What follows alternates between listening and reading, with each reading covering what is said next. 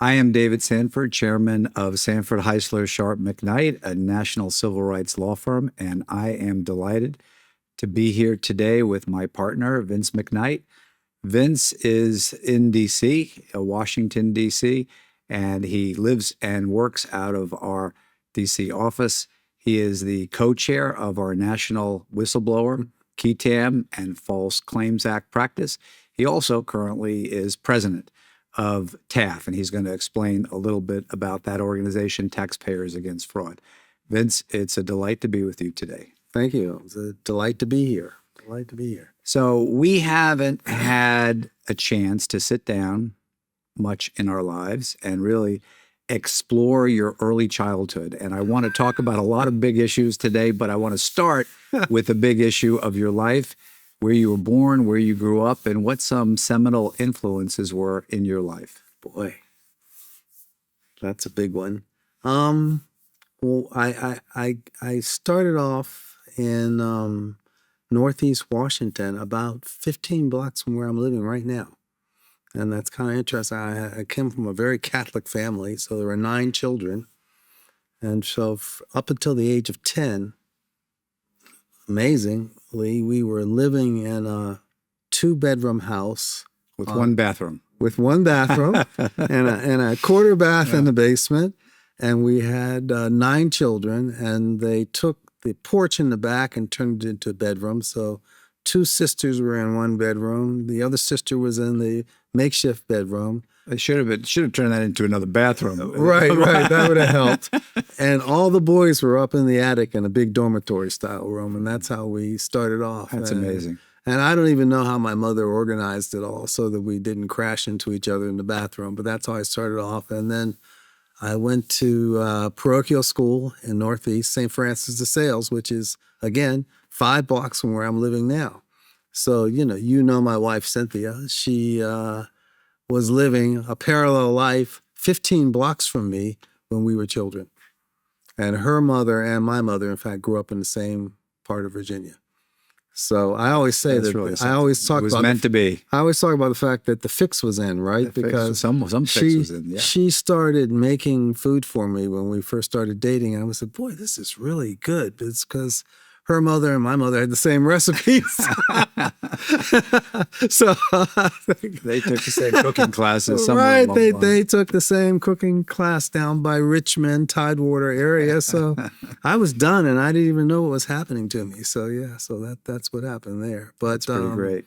Lots of kids, same house, 2 houses down. Another family had 5 kids. Around the corner, 6 or 7 kids.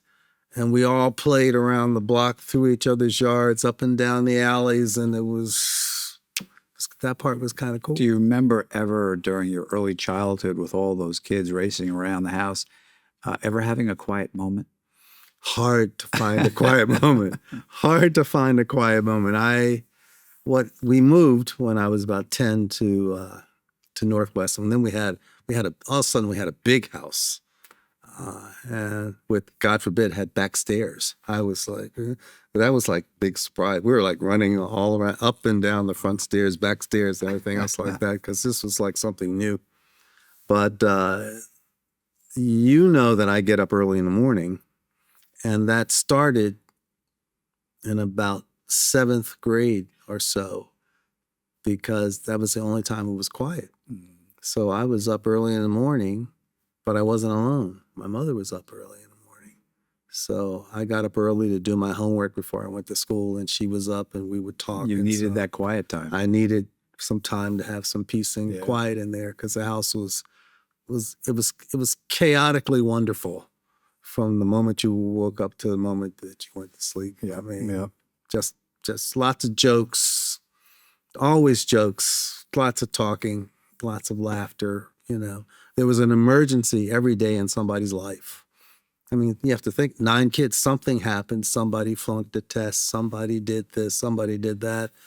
Or worse, somebody broke an ankle. Somebody had to go to the hospital. I mean, 9 kids and everything that goes with it. So when I got to college, all my friends teased me about how calm I was. And I was like, well, you get used to that kind of pace. I guess you will be calm after all that. I don't know. But yeah, it was I had fun with all my brothers and sisters. So, in all of that, you excelled academically, obviously, and went to college. Where did you go to school? Went to Brown University. Brown University, which is a great Ivy League university in Rhode Island. What were your experiences like there? Well, first, the important thing is that, my dad was a professor at Howard University Medical School, and everybody in my family before me graduated from Howard. And I was the first one not to go to Howard, and I didn't even apply.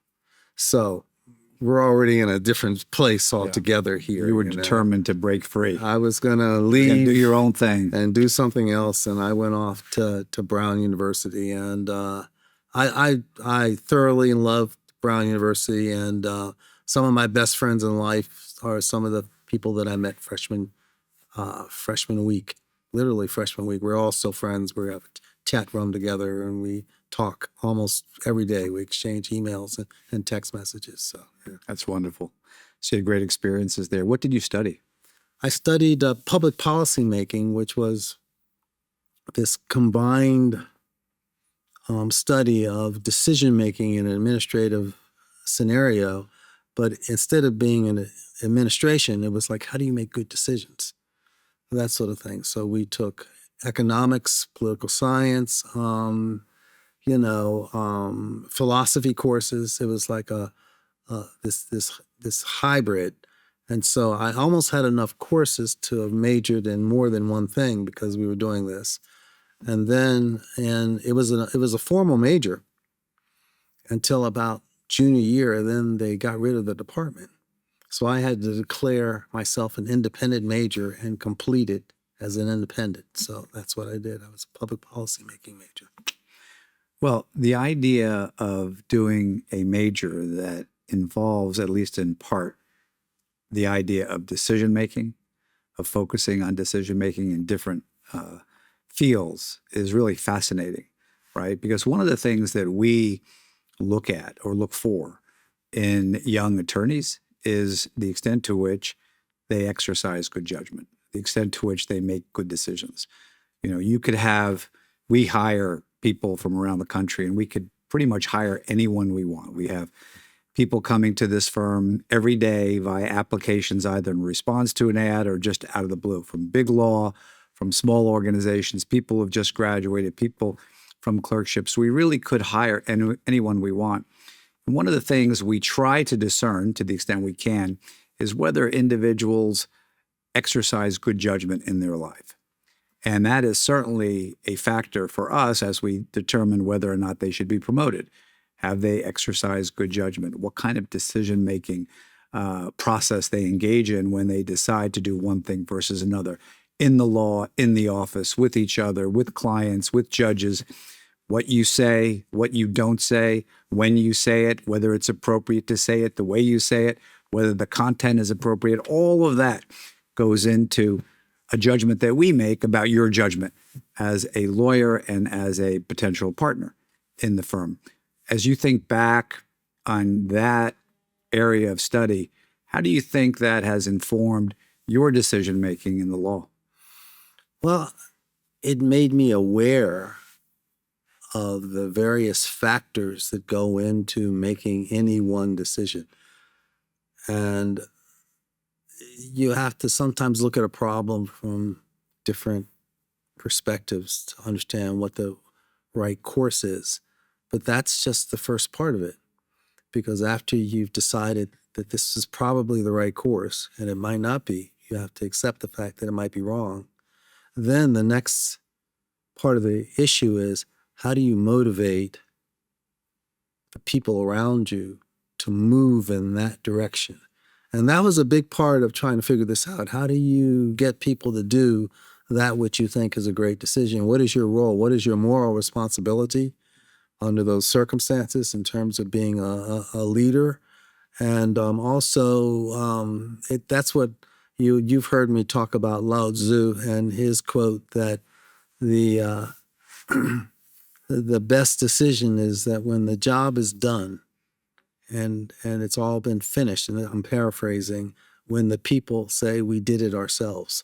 So a leader should almost be invisible And because of his powers of persuasion, he has convinced everybody that this is the way to go, and they all do it together willingly. That is like the pinnacle of being a good leader, is almost to be invisible, which is probably more Eastern than Western.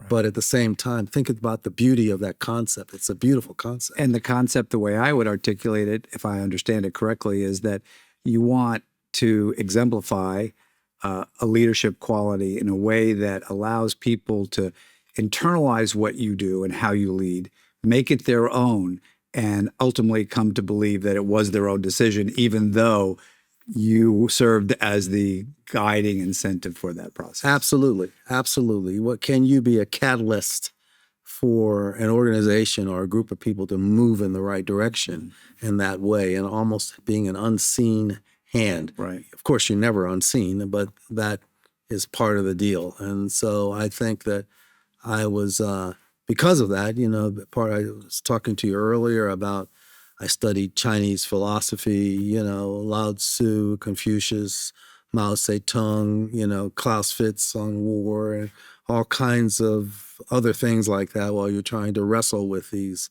issues about how humans behave and what's moral, and that kind of a study. And so I think that was a big impact on me. I already wanted to be a lawyer. I came to college wanting to be a lawyer. So I was interested in developing my speaking skills. And so I did take multiple public speaking courses, but more importantly, I was a disc jockey on a 50,000 watt station for 2.5 years and had a #1 rated show in New England. So for 4 hours every Sunday, I was on the radio. So I did that. And then I was on WHUR in Washington for a summer. And so I did that too. And I guess the big thing that happened in college is that we took over a building in protest and negotiated with the university to not disband its African American Studies program and to keep its commitment to the Black professors and the students in terms of support at that time. And that was a big move. That put me on the front page of the New York Times. It put me in Time magazine, put me on Walter Cronkite. I was the spokesperson. And for that particular, event or building takeover. So that was a major event in my college years. How did that influence you in terms of what you ultimately decided to do, practice law and go into a certain field within law? Well, I think that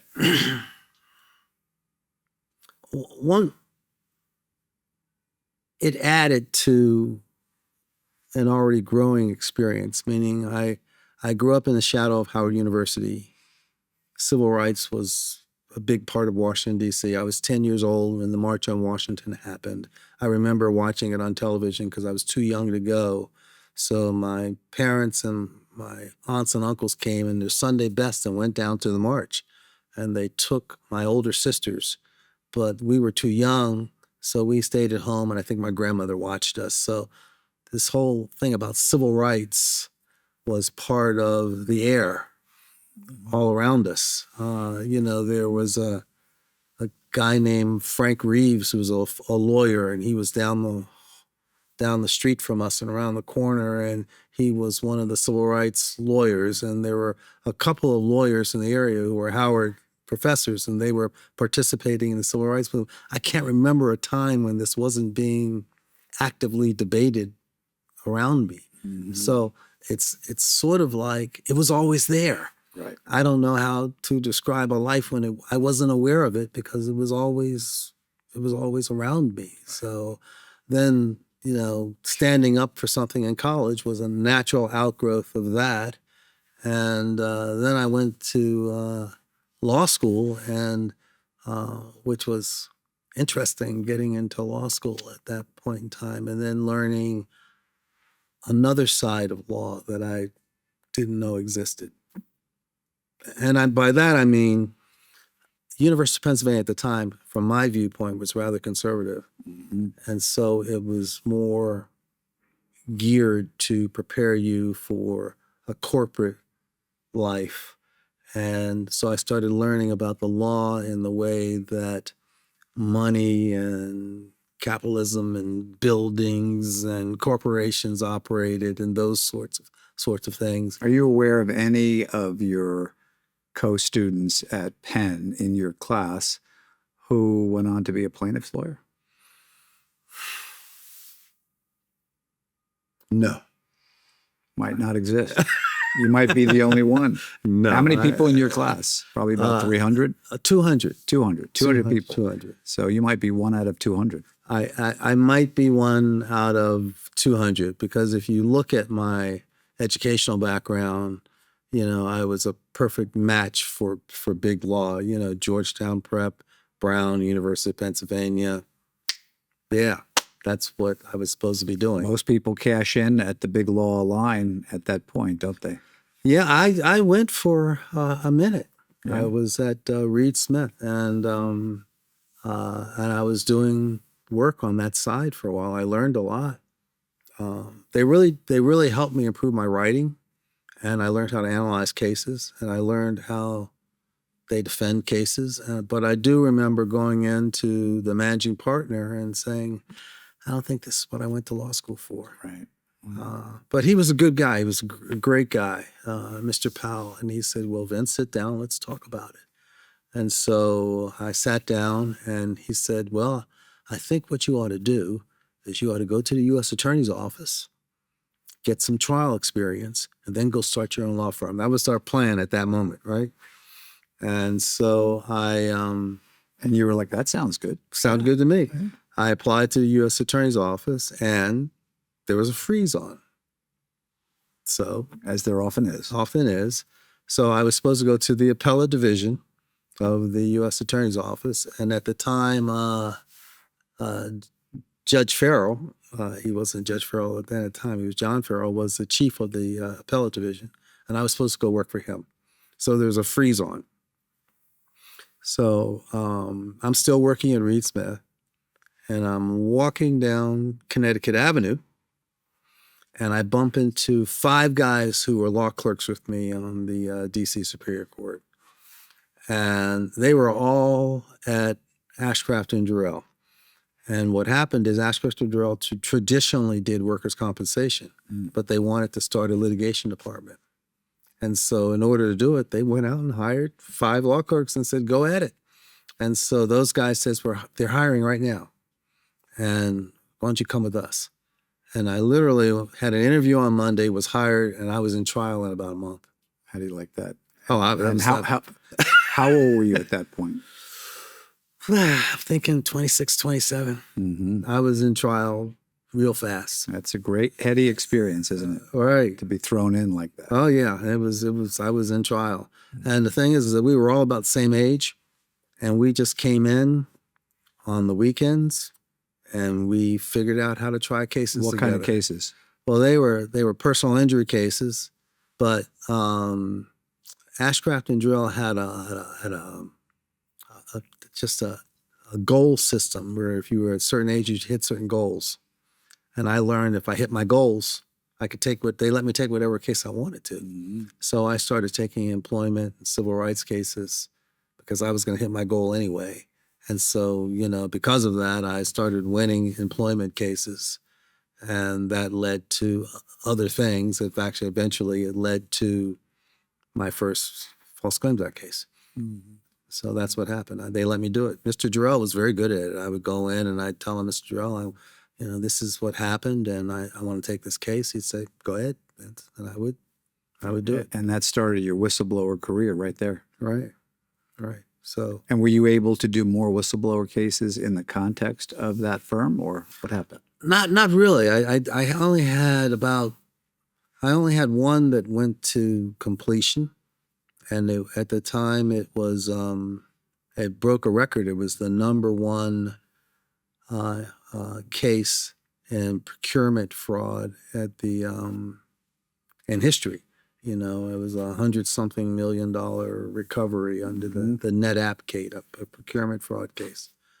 And so I had another case before that that I argued in front of Judge Roberts, and others, but I lost that case. But the one it eventually led to another case, some other cases that I won, some Trade Agreements Act cases about bad products, and then this one, which was a real big case about procurement pricing fraud. And that led me to those other areas there. And then I eventually left and had my own law firm and started to do that full time. And when did that start? I think 2009. Started your own firm in 2009. Mm-hmm. And you had that firm for about 5 years doing Whistleblower, Qui Tam, False Claims Act cases. And then you and I spoke, and what happened next? Well, I before we spoke, our client called me, and there was a Trade Agreements Act case, and just a Trade Agreements Act case is when you're selling Chinese or Indian products to the government in violation of regulations. And she came to me, and she told me she had this case, and she wanted me to handle that aspect of it. But she had already had her employment lawyer, David Sanford. And I'm like, well, who is this David Sanford guy? I don't know this guy, And so essentially she insisted that I handle the TAA and that you handle the other part of the case. And I remember we met down in your office with boxes around the place, down in, I guess, off Connecticut Avenue somewhere. And that started, our relationship started working together. So we worked together on that case for a few years, for many years actually, and had a great working relationship. And came upon a moment in 2014 where I think we had dinner and talked about possibilities. And the next thing we knew, you and your son, John McKnight, who had been working with you, with Altemise Kennedy, all three of you joined our firm to really create a national powerhouse in the whistleblower area. Describe generally for people who are maybe watching this video, what is a whistleblower case and what kinds of things do you look for in those cases? In the beginning, there was only one real whistleblower law, and that's the False Claims Act. And the False Claims Act focuses on whether government contractors are stealing from the government in any number of ways.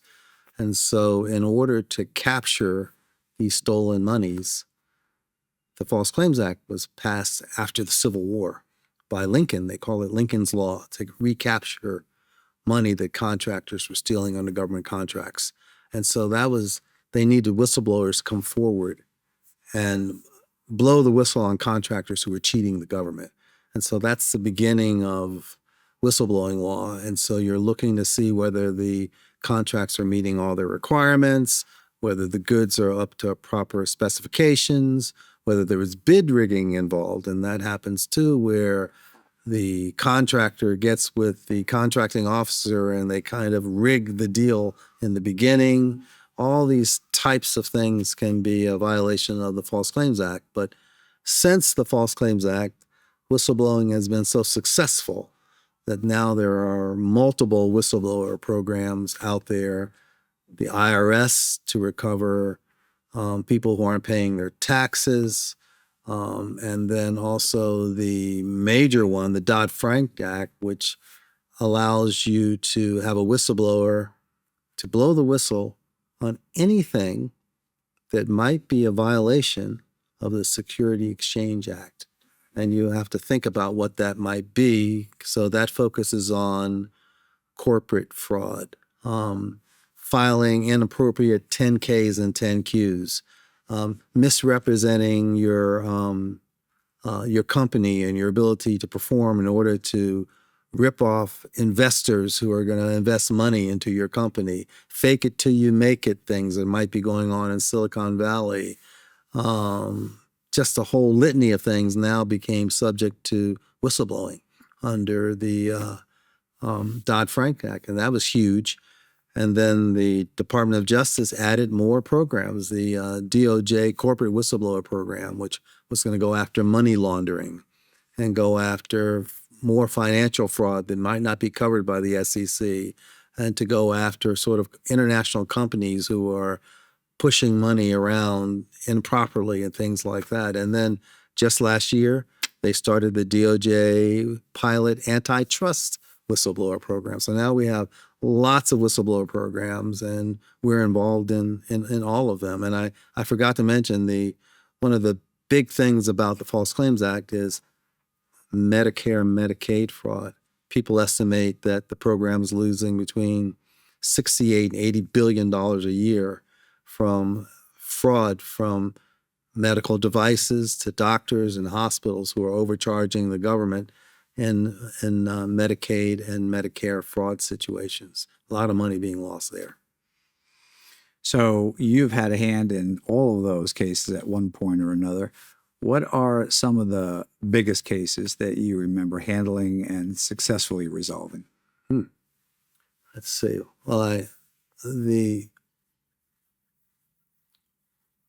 two of the biggest cases I've had actually involved pricing fraud. And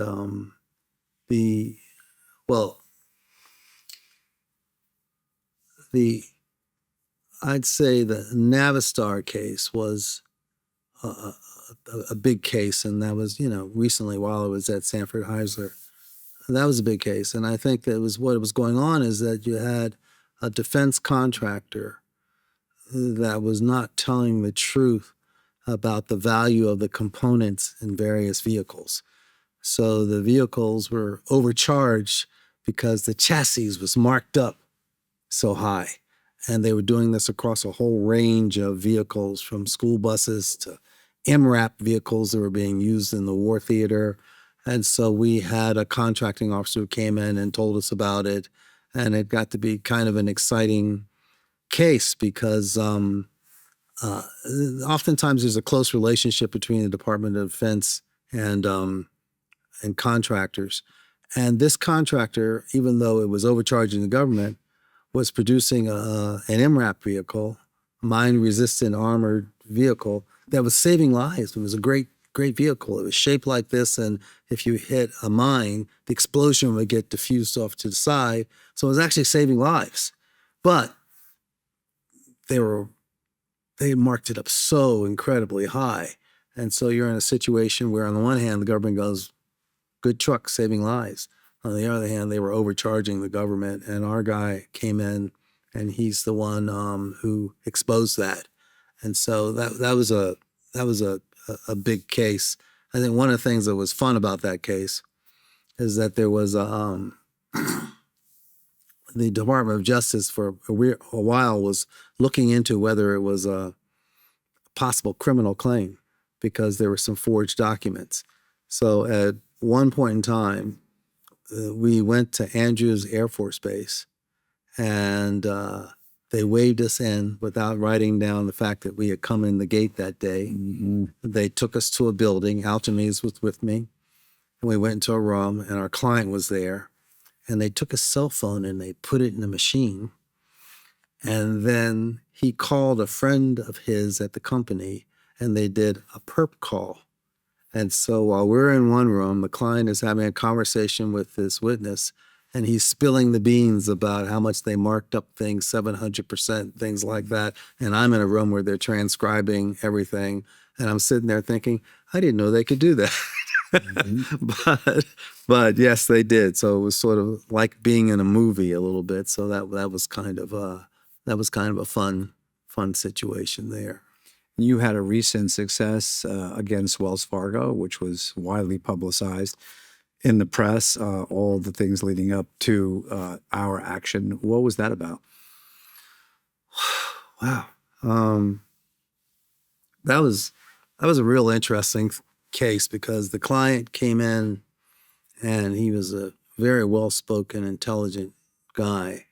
And it arose out of the famous fake account scandal that roiled the entire Wells Fargo ecosystem. And so about the time that he came forward, California and the federal government had settled a case in California for about $100 million because the allegation is that in that particular region of the country, the various salesperson and account executives at the bank were opening up fake accounts on their customers so they could boost their account numbers, so they could tell the shareholders in the world, we're so great that people are coming back to us for multiple accounts, right? Yeah. And so the folks there were taking $100 and putting it in a new account and opening up a second account, and you didn't even know it, or they might open up a credit card in your name. And so they settled that case thinking that it was a regional problem. And our client came forward and said, no, this is happening across the entire United States of America. Mm-hmm. And I'm in the department that's been tracking it and telling them to stop. Mm-hmm. That's essentially what happened. So it starts unfolding like that. And what was interesting about it is that we filed it with the government, and about a month later, John, my son, and our client and me, we went to Philadelphia to the SEC. And we went to a conference room, and there was a table with about 30 people at the table, every government agency you can imagine, and people appearing by video. And we sat there for the next 4 or 5 hours answering questions about the scope of this problem. And that started the investigation. And we crisscrossed the country. We went to San Francisco. We met with SEC people there. We met with DOJ people. We met with the OCC. We were flying all around the place helping with their investigation. And it was great. I had another movie moment in that case. Our client opened his door one day, and there was a box of documents at the door with a note saying, we thought you might need those. Mm-hmm. So somebody from inside the bank brought him documents to share with the government. I still don't know who that was, but again, that's a movie scene, right? Right. So that happened in that case. And then so eventually the government settled the case for $3.5 billion and forgave $5 billion. So it ended up being a $3 billion resolution because of that. And we were very much involved in the investigation and closure of that case. So you've had a lot of great successes, and if we had more time, I'd love to explore each one of them, but I want to fast forward to a very prominent role you have had up until very recently, chair of the board of what's referred to as TAF, Taxpayers Against Fraud organization. Tell us about that. Well, that organization, a lot of people don't know about it, but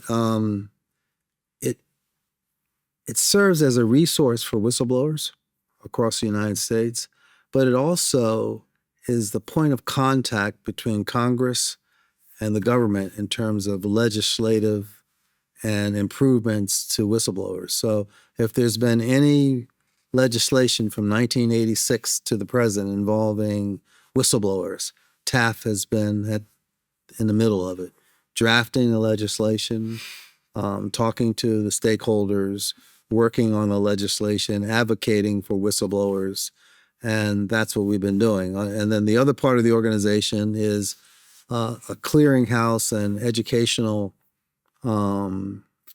institution for the lawyers who represent whistleblowers. There are about, at any given time, 400 lawyers in the country who do this full time. And that might sound like a lot, but if you think about the fact that the healthcare fraud is about $68 to $80 billion a year, if you think about the fact that some people estimate procurement fraud alone to be about anywhere between 5 to 10% of the federal budget in any given year, and the fact that the Department of Justice last year only recovered $6.5 billion in fraud dollars, there's a lot of fraud out there, and there's not enough lawyers who are actually doing this kind of work to try to capture it all, because that's just procurement fraud. It doesn't get to what I call the B2B fraud between various companies. And now, just for fun, let's sprinkle machine learning and AI into the puzzle and what you can now do in order to cheat your competitors, to cheat your customers, and the world, and cybersecurity. So the landscape has gotten more complicated and interesting at the same time. Mm-hmm.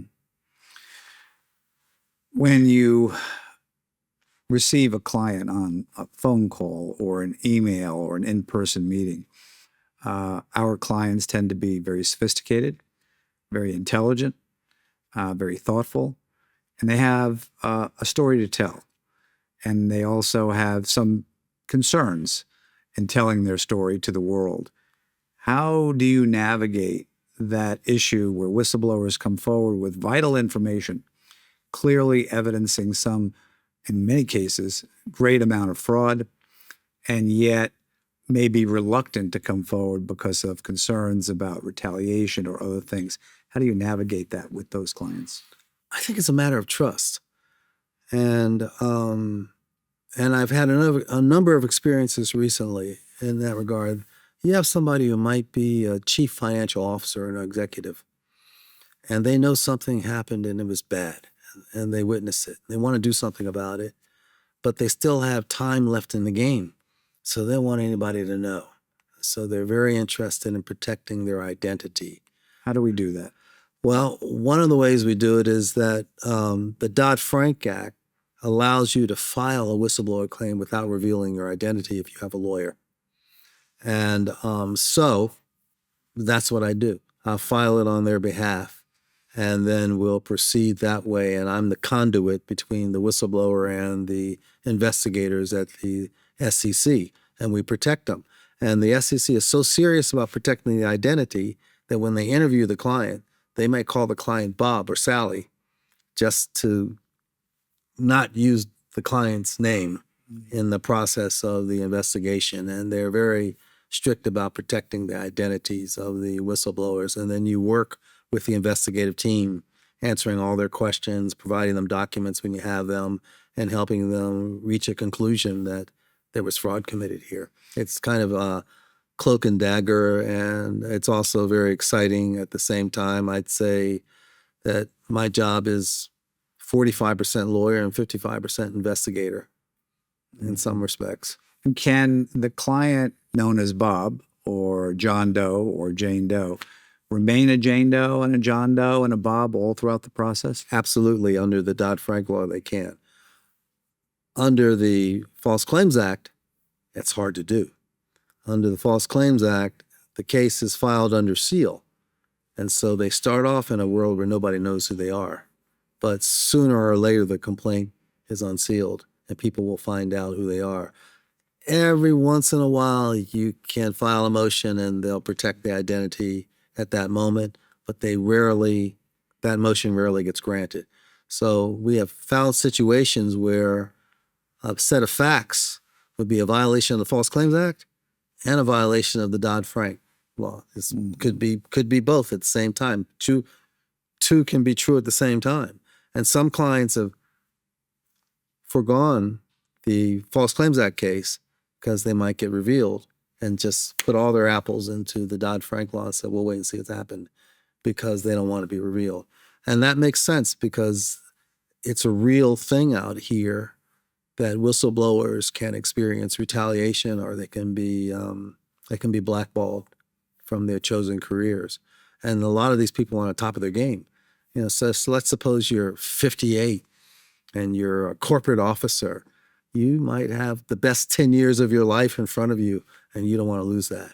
And so we tell them, okay, this is what we can do to help you under those circumstances. So we can help them under those circumstances in the way you describe, potentially keeping their name out of public view forever.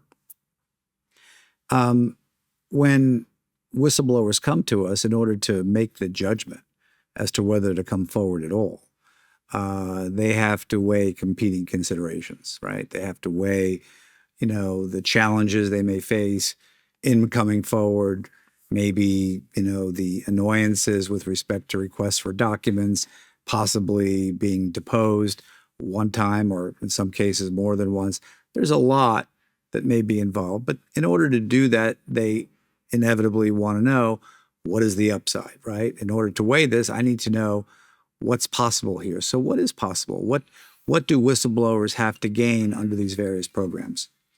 under the False Claims Act, right, the whistleblowers can get generally anywhere between 15 and 30%. And that sort of set the standard for what whistleblowers can recover. So on $100 million recovery that the government gets, the whistleblower might get somewhere between $15 and $30 million of that 100. Right. And the same thing is true of the Dodd-Frank Act. That generally that range will float back and forth between, say, 10% and 30%, depending on the case, depending upon the assistance that you provide. They have a number of factors that they look at in order to do that.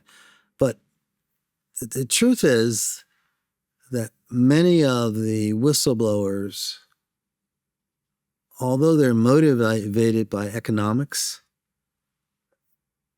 I'm not so sure it's their primary motivation, and that they're willing to wait and they want to see it fixed and they think it's a problem.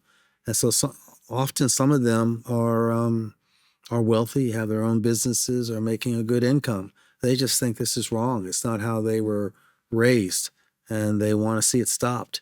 And if they get something at the end, they're good with that, but I think that's a false notion of whistleblowers, that they're all motivated by the money.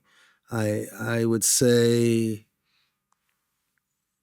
more than half are actually motivated by this is wrong and I have to do something about it. I think it's probably fair to say that most people are motivated by both, right? They want to do the right thing.